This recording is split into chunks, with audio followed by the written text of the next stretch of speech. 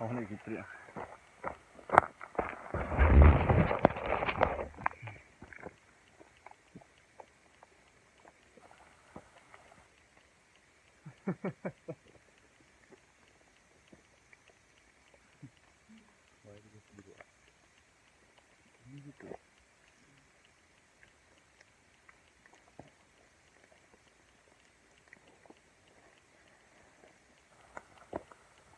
同じ皿でもええな、別にな。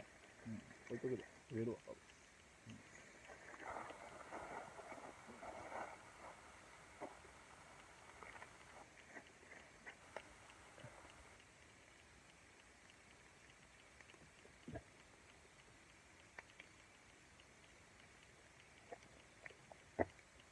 虫おらんのとな、でも。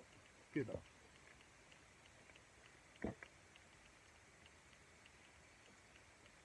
窓出したの入れたら。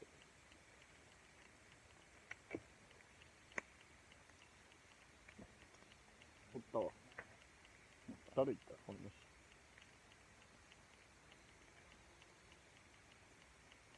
燃やしたいな。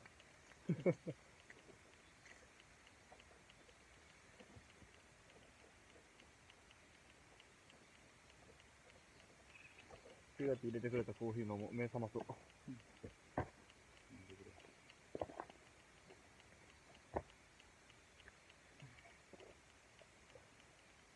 ああ。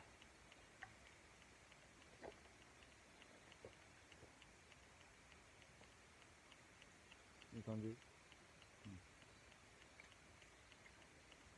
玉ねぎな。どうやってやるの？こうやったらめっちゃ安いです。